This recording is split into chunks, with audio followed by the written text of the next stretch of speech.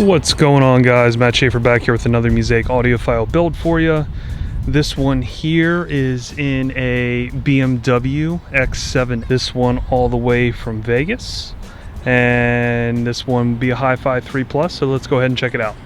This one was actually a lot of engineering work because this has third row seats, right? So this is a lot of equipment we have to get in here in order to be somewhat functional and retain the usability of the car, right? Obviously, just to give you a quick overrun, we have two subwoofers, two Utopia M10s. We have a Mosconi Pro 410 for the front, mid-range, and tweeter, Mosconi Pro 110, two of those, one for each subwoofer, and a Mosconi Pro 210, which is on your front mid-bass. And then we have an Atimo 4, which is behind this panel here. I can overlay a picture so you can see behind here. That is going to have the Helix DSP, it's going to have the Atimo 4, the fusing, and the circuit breaker for the system. So with all that equipment in here, again, third row seat, we have this, what you see right here, as usable trunk space. So you can still go grocery shopping, still get to all of your equipment there. Essentially, this is the only space that we took up, which is this amp rack here. We made it look like a factory step up, where we made it look like the floor actually stepped up. We retained the tie downs here on the left and the right. We have this panel here that takes this floor, removable, right? That floor comes out, and then it reveals the four Mosconi Pro amplifiers. So essentially, again, we have the two 110s for each subwoofer, we have the 210, and we have the 410. We use the purple lighting, which I'll show you more inside. This flows with the factory RGB lighting, so it's purple on the inside. So we use purple on here. Obviously, this only illuminates when this trunk lid is open. Of course, we have our Musaic logo right there. Again, purple LEDs for Mosconi Pro amps. We have the matching black leather. And then, of course, we have this lit emblem, which you can find the same thing here on the front door sill, right? So you can see that there, that lights up. Same exact piece that we integrated into the rear. So this rear did not have this here before. This illuminates when you open up the trunk lid. Again, it just brings the flow of the interior to back here. This whole panel comes up, so you just have to fold the seats down, and then this locks in with magnets. I can overlay a picture here to kind of show you what that looks like and how the wiring is laid above that. And then I'll also overlay the pictures here of the subwoofer enclosure. So the subwoofer enclosure actually sits underneath the amp rack, right? So there's a little bit of space down there, which we could actually do a subwoofer enclosure that is stacked birch ply. And this shows you here the different layers. And this whole thing literally docks in underneath the third row seat. So it took a lot of engineering and trying to get the dimensions perfect to maximize the amount of space that we had underneath this floor. So these subwoofers only require 0.4 cubes. However, we actually were able to get a lot more out of this enclosure. So this enclosure sits somewhere about like 1.3-ish, 1.3 cube. So again, a lot of extension to the enclosure. Fits perfectly. And we actually took these amps and we raised them on the amp rack, and there's a hole underneath each one of the amplifiers. So essentially, air can escape also through the underside of the amplifiers, which also is acting as a cooling effect to move air from under the amplifiers throughout the amp rack. So I think good design element here to add some functionality for some normal cooling that doesn't require any fans or anything like that, because we couldn't really build this amp rack up anymore because we wanted to retain the space. We didn't want to put the subwoofer enclosure here because obviously then we'd have zero space, right? So doing it this way was the best way to kind of maximize all of the space that we have here in the trunk. And then back to this, like I said, he can just roll with it off. I'd probably prefer that, just so the amps can get a little bit more ventilation. But if he does go grocery shopping, I made him this panel here that he can just literally dock right into place. It falls right into place, and then he can put groceries on top of this. Obviously you can have more storage by folding these two seats down, but again, that's kind of your functionality, your stealthness, all in one, especially putting that much equipment in a car with a third row seat. Very impressive that we were able to keep this much and retain this much usable space. So that folds up. Again, that panel locks it to the rear trunk. It's locked here, so nothing moves. All right, so running you through the interior, we tackled this maybe a little bit differently than some of the other BMWs that we do. So essentially, we retained the factory location for the tweeter. The tweeters use a Focal Utopia M tweeter. So the tweeters are a little bit more oblong and a lot larger than the factory tweeters.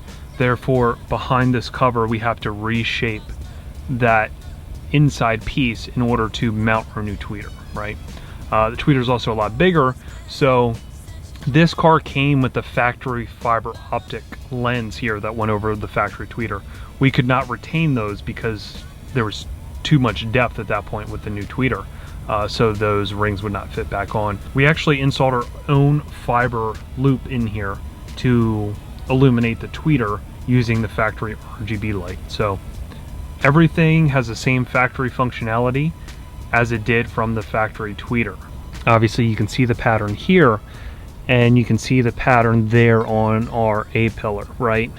So these A-pillars were custom made, the grills were custom made, the trim was custom made, painted to match the factory dash. You can see we use the same silver, gloss silver that you can see there on the dashboard as the trim. And we did the black grille. Obviously we did not use a silver grille because this is a part of the windshield, right? This reflects off the windshield. So if this were silver, it would be more reflective on the windshield. So that's why you never see silver grills up there on the dash, just because it would reflect off the dashboard. But you can see it has that same pattern that it had on the factory Bowers & Wilkins.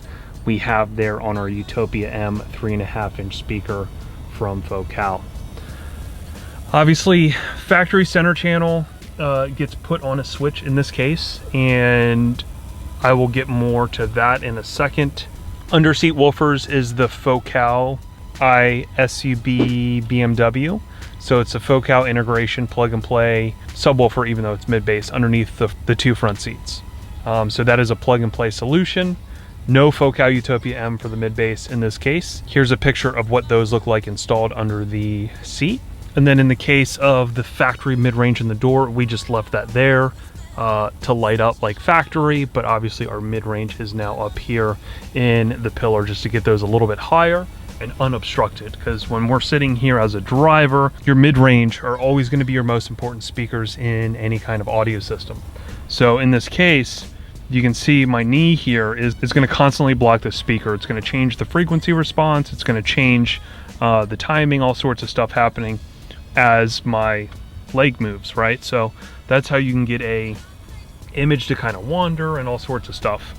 And obviously when our mid-range is a little bit higher in the dashboard, we're going to naturally have that sound stage be higher, right, on top of the dashboard, because it's not low and you're not trying to do things with the EQ in order to make it go higher. So that's why we did that there, and rewrapped it in matching Alcantara suede. As you can see there, matches perfectly with the headliner. And then the rear speakers we just kept factory. We used the Audiophile 4 from Moscone, the little small amplifier to amplify the rear speakers, active. We have the Helix DSP Ultra that is controlling all of our audio here.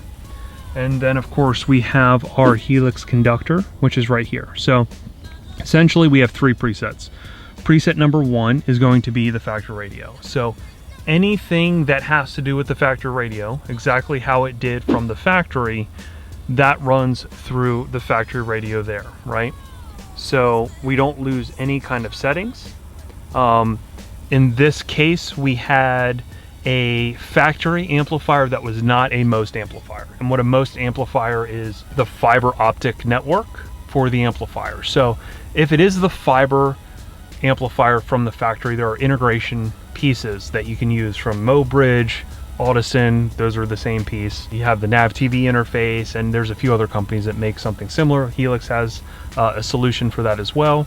And what that does is it basically takes the most directly into this interface. It gives you the ability to get a perfect digital input into your DSP. So essentially it will DEQ, detime align, all that kind of stuff with the factory radio and give you a perfect signal. In this case, this was analog directly to the factory amplifier, therefore we had to retain the factory amplifier. So the benefits when this happens is we can still utilize the factory center channel on a switch. And the reason I say that is because we have 3 presets. So preset 1, again, factory radio. The switch for the center channel goes off because we are not using an upmix system. This is going to be a 1-seat tune, not a 2-seat tune. I can get more into that at the end.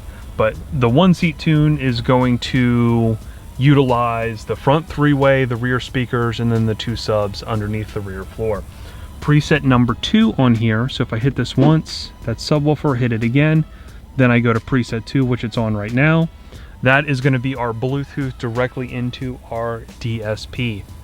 So essentially what we can do at that point is we can utilize our phone and we can get a perfect digital connection directly to our DSP.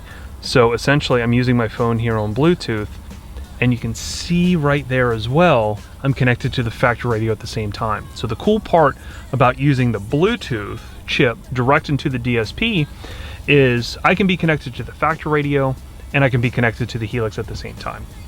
All I do on here is just hit this on whatever source I'm listening to.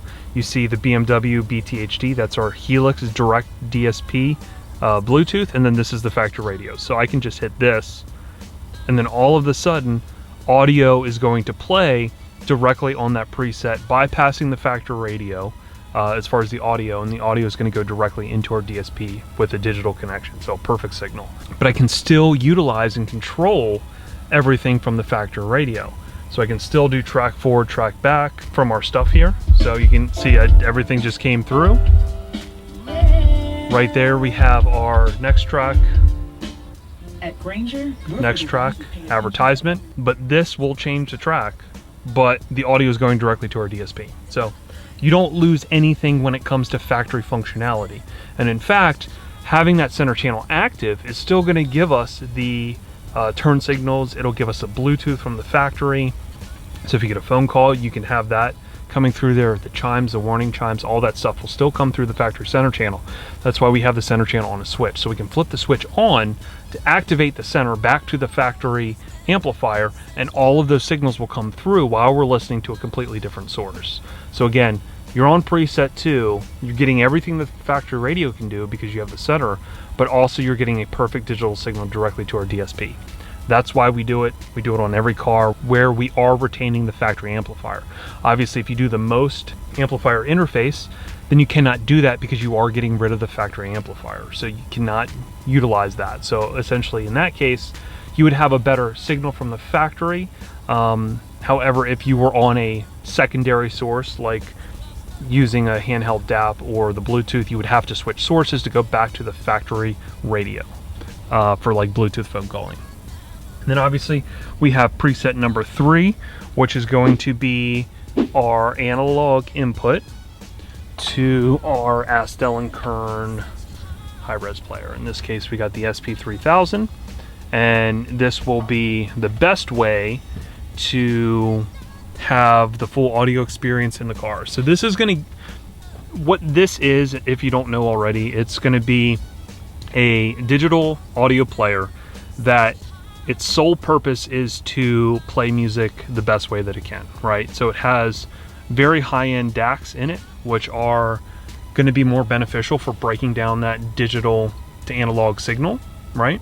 It's going to give us more separation, more width, more depth, all that kind of stuff coming from the player. So again, our phones are not meant to play high-end audio, right? They're not going to make this with super high-end DACs and all that kind of stuff. So this is why you're spending the money that you are on something like this, because it's meant to break down those signals and give you that separation, that width, that depth, and everything from the player. And it can also play music in much higher formats natively. There is a big misconception with high res, what is, what isn't. That's for a future video. But as far as playing the best digital file available. This is what this is going to do for you in your system. So you will get 100% of what these speakers and what these amplifiers can do for you by using this. You will never get the 100% from something like your iPhone. You know, it'll sound great, but once you do that, you're going to get additional separation with depth that you're just never going to achieve from an iPhone. So that is preset number 3. So yeah, we pretty much just blew through the whole system design of exactly how this whole thing works and operates. You have your factory functionality, you have the factory aesthetics integrated in. We didn't lose any of the fiber, right? So we've retained all of that stuff. We have grills that match the same Bowers and Wilkins. So when you're sitting in here, it doesn't physically look like anything has changed, right? It looks all factory, even though we have great high-end audio equipment.